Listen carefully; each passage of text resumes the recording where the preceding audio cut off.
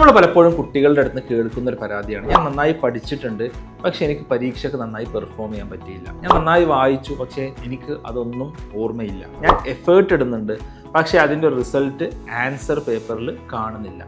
എന്തായിരിക്കും ഇതിനുള്ള ഏറ്റവും പ്രധാനപ്പെട്ട റീസൺ എന്നുള്ളത്? ഇത്തരം ഒരു സിനാരിയോയിൽ മൾട്ടിപ്പിൾ ഫാക്ടേഴ്സ് ഉണ്ടായിരിക്കാം. പക്ഷേ പലപ്പോഴും പല ആളുകളും ഇഗ്നോർ ചെയ്യുന്ന വലിയൊരു ഫാക്ടറാണ് ഈ വീഡിയോയിലൂടെ ഞാൻ നിങ്ങളുടെ മുമ്പിൽ പറയാൻ പോകുന്നത്. ഇവിടുത്തെ പ്രശ്നം എന്നുള്ളത് ഭൂരിഭാഗം ആളുകളുടെ കേസസിലും അവർ ആക്റ്റീവ് ലേണിംഗ് മെത്തഡോളജി ഫോളോ ചെയ്യുന്നില്ല എന്നുള്ളതാണ്. അപ്പോൾ എന്താണ് ആക്റ്റീവ് ലേണിംഗ് മെത്തഡോളജി? നമ്മൾ ഭൂരിഭാഗം ആളുകളും ഫോളോ ചെയ്യുന്നത് പാസീവ് ലേണിംഗ് ആണ്, ആക്റ്റീവ് ലേണിംഗ് അല്ല. ഇതുകൊണ്ട് തന്നെയാണ് പലപ്പോഴും നമ്മൾ ലേണിങ്ങിൽ പരിശ്രമിക്കുമ്പോൾ, എഫേർട്ട് ഇടുമ്പോൾ അതിന് ഇക്വലൻ്റ് ആയിട്ടുള്ള റിസൾട്ട് നമുക്ക് ഉണ്ടാവാതെ പോകുന്നത്. ആക്റ്റീവ് ലേണിംഗ് എന്താണ് എന്ന് മനസ്സിലാവണം എന്നുണ്ടെന്നുണ്ടെങ്കിൽ നമ്മൾ ആദ്യം ചെയ്യേണ്ടത് എങ്ങനെയാണ് ലേണിംഗ് നമ്മുടെ ബ്രെയിനിൽ നടക്കുക എന്നുള്ളത് മനസ്സിലാക്കുകയാണ്. ഓക്കെ, സപ്പോസ് നമ്മൾ ഒരു ഓഫീസിലോട്ട് പോകുന്നു അല്ലെങ്കിൽ സ്കൂളിലോട്ട് പോകുന്ന സമയത്ത് നമ്മൾ ഒരുപാട് കാറുകൾ നമ്മൾ കണ്ടിട്ടുണ്ടാവും അല്ലേ? അതിലേതെങ്കിലും കാർ നമുക്ക് ഓർമ്മയുണ്ടോ? അതിൻ്റെ നമ്പർ ഓർമ്മയുണ്ടോ? അതിൻ്റെ ബ്രാൻഡ് ഓർമ്മയുണ്ടോ? അതിൻ്റെ കളർ ഓർമ്മയുണ്ടോ? ഇല്ല എന്നുള്ളതായിരിക്കും അതിൽ നമ്മുടെ ജനറലി ഉള്ള ഉത്തരം എന്നുള്ളത്. എന്നാൽ നമ്മളിന്ന് പോകുമ്പോൾ മേ ബി ഒരു ചുവന്ന ഫെറാരി കണ്ടു എന്ന് വിചാരിക്കുക, നമുക്കത് ഓർമ്മയുണ്ടാവും. കാരണം ഇറ്റ് കോട്ട് അവർ അറ്റൻഷൻ. നമ്മുടെ അറ്റൻഷൻ പിടിച്ചു പറ്റാൻ ആ ഫെറാരിക്ക് പറ്റി എന്നുള്ളതാണ്. പക്ഷേ മേ ബി ഒരു 5 ദിവസം കഴിഞ്ഞ് ചോദിച്ചാൽ അല്ലെങ്കിൽ ഒരു മാസം കഴിഞ്ഞ് ചോദിച്ചാൽ അങ്ങനെ ഒരു ഫെറാരി കണ്ടത് നമുക്ക് ഓർമ്മയുണ്ടായിക്കൊള്ളണം എന്നില്ല. നമുക്ക് 2 ടൈപ്പ് ഓഫ് മെമ്മറി ഉണ്ട്. ഓക്കെ, ഒന്നാണ് ഷോർട്ട് ടേം മെമ്മറി. എന്തെങ്കിലും ഒരു കാര്യം നമ്മുടെ അറ്റൻഷൻ പിടിച്ചു പറ്റിയാൽ അത് നമ്മുടെ ഷോർട്ട് ടേം മെമ്മറിയിലോട്ട് പോകുന്നതായിരിക്കും. ഓക്കെ, ഇനി ആ ഷോർട്ട് ടേം മെമ്മറിയിൽ നിന്ന് ലോങ് ടേം മെമ്മറിയിലോട്ട് കൊണ്ടുവരുന്ന ഒരു പ്രോസസ്സിനെയാണ് നമ്മൾ എൻകോഡിങ് എന്ന് വിളിക്കുക. ഓക്കെ, പക്ഷേ നമ്മുടെ ഭൂരിഭാഗം കാര്യങ്ങളും ഷോർട്ട് ടേം മെമ്മറിയിലോട്ട് മാത്രമാണ് വരുന്നത്. ഇപ്പോൾ നമ്മളൊരു ക്ലാസ് ശ്രദ്ധിച്ചു, ആ ക്ലാസ്സിൽ നമ്മൾ ഫർദർ ഫോളോ അപ്പ് ഒന്നും ചെയ്തില്ല എന്നുണ്ടെങ്കിൽ അത് ഷോർട്ട് ടേം മെമ്മറിയിൽ മാത്രമാണ് പലപ്പോഴും നിൽക്കുക. ഓക്കെ, ഈ ഷോർട്ട് ടേം മെമ്മറിയിൽ നിന്ന് ലോങ് ടേം മെമ്മറിയിലോട്ട് കൊണ്ടുപോകുന്ന പ്രോസസ്സിനെയാണ് എൻകോഡിങ് എന്ന് വിളിക്കുക. ഈ ലോങ് ടേം മെമ്മറിയിൽ നിന്ന് ഷോർട്ട് ടേം മെമ്മറിയിലോട്ട് തിരിച്ചു കൊണ്ടുവരുന്ന പ്രോസസ്സിനെ നമ്മൾ റിട്രീവൽ എന്നും വിളിക്കും. ഫോർ എക്സാമ്പിൾ, ഒരു പരീക്ഷ എഴുതുമ്പോൾ നമുക്ക് വേണ്ടത് റിട്രീവലാണ്. അതായത് നമുക്ക് ലോങ് ടേം മെമ്മറിയിൽ നമ്മൾ സ്റ്റോർ ചെയ്ത കാര്യങ്ങളെ ഷോർട്ട് ടേം മെമ്മറിയിലോട്ട് കൊണ്ടുവരാൻ സാധിക്കണം. അപ്പോൾ നിങ്ങൾ ആലോചിക്കുന്നുണ്ടാവും, നേരത്തെ പറഞ്ഞത് നമ്മൾ പലപ്പോഴും ക്ലാസ് അറ്റൻഡ് ചെയ്ത ശേഷവും നമ്മൾ ഹോംവർക്ക്സ് ചെയ്യുന്നുണ്ട്, ഒരുപാട് പഠിക്കുന്നുണ്ട്, എന്നിട്ടും അത് ലോങ് ടേം മെമ്മറിയിലോട്ട് എത്തുന്നില്ലേ?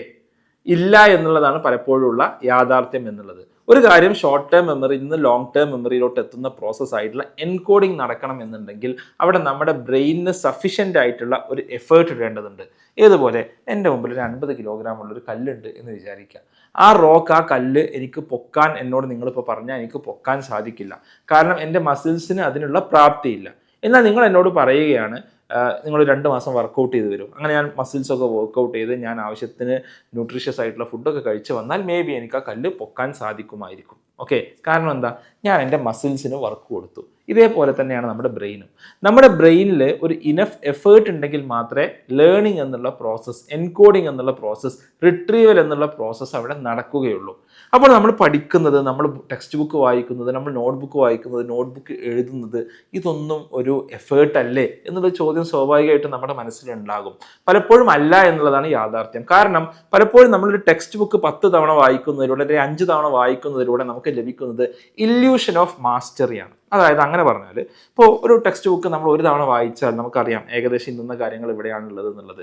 ഓരോ തവണ ടെക്സ്റ്റ് ബുക്ക് ആവർത്തിച്ച് വായിക്കുമ്പോൾ നമുക്ക് കിട്ടുന്നത് എന്താ? ഇതെനിക്കറിയാം എന്നുള്ളൊരു ഫീലിംഗ് ആണ് നമുക്ക് വരുന്നത്. ആക്ച്വലി ഒരു റീകോളിന് പകരം റെക്കഗ്നീഷനാണ് നമ്മൾ നടത്തുന്നത് എന്നുള്ളത് നമ്മൾ മനസ്സിലാക്കുക. ഇപ്പോഴും ചില ആളുകൾക്ക് ചില കൺഫ്യൂഷൻ ഉണ്ടാവും. കൺഫ്യൂഷൻ അകറ്റാൻ വേണ്ടിയിട്ട് ഞാൻ 1915 നടന്ന ഒരു എക്സ്പെരിമെൻറ്റ് ഞാൻ നിങ്ങൾക്ക് പറഞ്ഞുതരാം. 2 ഗ്രൂപ്പ് ഓഫ് കുട്ടികളെ എടുത്തു. ഈ കുട്ടികൾക്ക് 2 കൂട്ടർക്കും ഒരു ബയോഗ്രഫി, ഒരു ജീവചരിത്രം വായിക്കാൻ കൊടുത്തു. ഓക്കെ, 2 കൂട്ടർ അത് വായിച്ചു. 2 കൂട്ടരുടെ അടുത്തും പുസ്തകം തിരിച്ചു വാങ്ങി. എന്നിട്ട് ഒരു ഗ്രൂപ്പ് ഓഫ് സ്റ്റുഡൻസിന് വീണ്ടും, നമുക്ക് ഗ്രൂപ്പ് എ എന്ന് വിളിക്കാം, ഗ്രൂപ്പ് എക്ക് വീണ്ടും ആ ബയോഗ്രഫി കൊടുത്ത് വീണ്ടും അവരോട് റിവൈസ് ചെയ്യാൻ പറഞ്ഞു. ഗ്രൂപ്പ് ബിയോട് പറഞ്ഞു, നിങ്ങളുടെ ഓർമ്മയിൽ നിന്ന് റീകോൾ ചെയ്യുക, നിങ്ങൾ എന്തൊക്കെ വായിച്ചു എന്നുള്ളത് നിങ്ങളുടെ ഓർമ്മയിൽ നിന്ന് ജസ്റ്റ് റീകോൾ ചെയ്യാൻ ശ്രമിക്കുക, നിങ്ങൾക്ക് പുസ്തകം തരുന്നില്ല എന്ന് പറഞ്ഞു.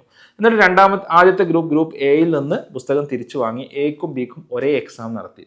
അത്ഭുതകരമെന്ന് പറയട്ടെ, ഏറ്റവും ബെറ്റർ ആയിട്ട് സ്കോർ ചെയ്തത് ഗ്രൂപ്പ് ബി ആയിരുന്നു, ഗ്രൂപ്പ് എ അല്ല. 2 തവണ വായിച്ച ഗ്രൂപ്പ് എക്കാളും എങ്ങനെയാണ് ഗ്രൂപ്പ് ബിക്ക് സ്കോർ ചെയ്യാൻ സാധിച്ചത്? അവിടെയാണ് ലേണിങ്ങിൻ്റെ മാജിക് വരുന്നത്. അതായത് ഗ്രൂപ്പ് ബി ചെയ്തത് എന്താണ്, അവർ ബ്രെയിനിൽ നിന്ന് റിക്കവർ ചെയ്യാൻ ശ്രമിച്ചു. ഈ റിക്കവർ ചെയ്യാൻ ശ്രമിച്ചപ്പോൾ അവരുടെ ന്യൂറൽ പാത്വേസ് കുറച്ചുകൂടി സ്ട്രോങ് ആയി, പുതിയ ന്യൂറൽ പാത്വേസ് ഉണ്ടായി, റൈറ്റ്. ഈ റീകവർ ചെയ്യാൻ ശ്രമിച്ചപ്പോൾ അവരുടെ ബ്രെയിനിന്, നമ്മൾ മസിൽസിന് നേരത്തെ എഫേർട്ട് കൊടുക്കുന്നത് പോലെ അവരുടെ ബ്രെയിനിന് ഒരു എഫേർട്ട് കൊടുക്കാൻ അവർക്ക് സാധിച്ചു. അങ്ങനെ അവരുടെ ബ്രെയിൻ ബെറ്ററായി, അവരുടെ ബ്രെയിൻ റീകോൾ ചെയ്തു. എന്നാൽ ഗ്രൂപ്പ് എയുടേതോ അവർ റെക്കഗ്നൈസ് ചെയ്യുകയാണ് ചെയ്തത്.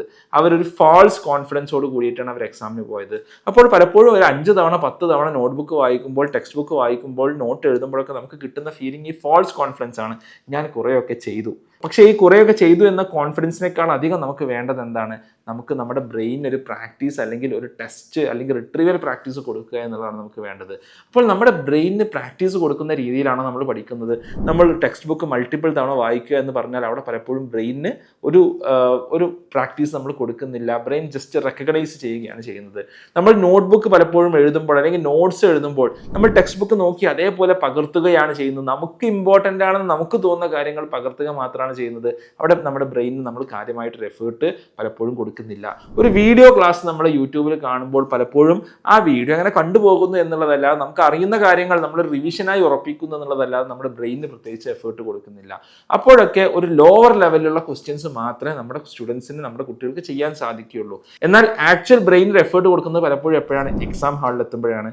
അവിടെ നിന്ന് ചോദ്യ പേപ്പർ ലഭിക്കുന്നു, ചോദ്യങ്ങൾ ലഭിക്കുന്നു. ഈ ചോദ്യങ്ങളുടെ ഉത്തരം നമ്മുടെ ബ്രെയിനിൽ നമ്മൾ സ്വയം കണ്ടുപിടിച്ച്, നമ്മൾ സ്വയം റീകോൾ ചെയ്ത്, സ്വയം നമ്മൾ ആലോചിച്ച് ചെയ്യണം. നമ്മുടെ ബ്രെയിൻ അങ്ങനെ ചെയ്ത് പരിചയമില്ലെങ്കിലോ, അങ്ങനെ ചെയ്ത് പരിചയമില്ല എന്നുണ്ടെങ്കിൽ ആ സമയത്ത് നമുക്ക് ബുദ്ധിമുട്ടാവും, നമ്മുടെ ബ്രെയിന് പ്രശ്നത്തിലാവും.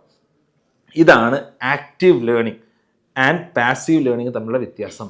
നമ്മുടെ ലേണിംഗ് മെത്തഡോളജി ഭൂരിഭാഗം എടുത്തു നോക്കിയാലും ഇതെല്ലാം പാസീവ് ലേണിംഗ് ആണ് നമുക്ക് കാണാൻ സാധിക്കും. ആക്റ്റീവ് ലേണിംഗ് മെത്തേഡ്സ് നമുക്ക് വളരെ കുറവാണ്. ഓക്കെ, ആക്റ്റീവ് ലേണിങ്ങിൻ്റെ ഒരു എക്സാമ്പിളാണ് ഒരു പരീക്ഷ എഴുതുക എന്നുള്ളത്. മേ ബി നമ്മളൊരു പരീക്ഷ സിമുലേറ്റ് ചെയ്യുക. അപ്പോൾ നമ്മുടെ ബ്രെയിനിന് നമ്മൾ എഫേർട്ട് കൊടുക്കുകയാണ്. നമ്മൾ പുസ്തകം നോക്കാതെ ഉത്തരം എഴുതാൻ ശ്രമിക്കുമ്പോൾ, ഉത്തരം കണ്ടെത്താൻ ശ്രമിക്കുമ്പോൾ നമ്മുടെ ബ്രെയിനിന് ഒരു എഫേർട്ട് കൊടുക്കുകയാണ് ചെയ്യുന്നത്, റൈറ്റ്. അപ്പോൾ ഇത്തരത്തിലുള്ള ആക്റ്റീവ് ലേണിംഗ് മെത്തഡോളജിയിലോട്ട് നമ്മൾ മാറേണ്ടതുണ്ട്. എന്തെല്ലാമാണ് ആക്റ്റീവ് ലേണിംഗ് മെത്തഡോളജീസ് നമുക്ക് വഴിയെ അടുത്ത വീഡിയോസിലോട് പറയാം. അപ്പോൾ നമ്മളെപ്പോഴും ടെസ്റ്റ് ചെയ്യേണ്ട കാര്യം, നമ്മൾ മാർക്ക് കുറവാണെങ്കിൽ, നമ്മൾ ചെയ്യുന്ന കാര്യത്തിന് എഫേർട്ട് എടുത്തിട്ട് നമുക്ക് റിസൾട്ട് കിട്ടുന്നില്ല എന്നുണ്ടെങ്കിൽ നമ്മൾ ആക്ച്വലി ചെയ്യുന്ന കാര്യം എന്താണ്, അത് ഒരു ആക്റ്റീവ് ലേണിംഗ് മെത്തേഡാണോ എന്ന് ടെസ്റ്റ് ചെയ്യാൻ എന്ത് ചെയ്താൽ മതി, നമ്മൾ ചെയ്യുന്ന കാര്യത്തിൽ എവിടെയെങ്കിലും നമ്മുടെ ബ്രെയിനിന് ഒരു നല്ലൊരു എഫേർട്ട് നമ്മൾ കൊടുക്കുന്നുണ്ടോ, നമ്മൾ ആക്ച്വലി നമ്മുടെ ബുദ്ധി കൊണ്ട്, നമ്മുടെ ബ്രെയിൻ കൊണ്ട്, നമ്മുടെ മസ്തിഷ്കം കൊണ്ട് നമ്മൾ ചിന്തിക്കുന്നുണ്ടോ എന്ന് മാത്രം ആലോചിച്ചാൽ മതി. ഈ ഒരു സീരീസിൻ്റെ ഭാഗമായിട്ട് ഇനിയും ഒരുപാട് വീഡിയോസ്, എന്തുകൊണ്ട് കുട്ടികളുടെ മോട്ടിവേഷൻ കുറയുന്നു, എന്തുകൊണ്ട് ആളുകൾ പ്രോക്കാസ്റ്റിനേറ്റ് ചെയ്യുന്നു, എങ്ങനെ അത്തരം കാര്യങ്ങൾ മറികടക്കാം, എന്തെല്ലാമാണ് ആക്റ്റീവ് ലേണിംഗ് ടെക്നിക്സ്, ഇതെല്ലാം ചെയ്യാൻ ഉദ്ദേശിക്കുന്നുണ്ട്. അപ്പോൾ X&Y ലേണിംഗ് ചാനൽ നിങ്ങൾ സബ്സ്ക്രൈബ് ചെയ്യുക. തീർച്ചയായിട്ടും നിങ്ങൾക്ക് യൂസ്ഫുൾ ആയിട്ട് ഒരുപാട് ഇൻഫർമേഷൻ ഈ ചാനലിലൂടെ ലഭിക്കുന്നതാണ്.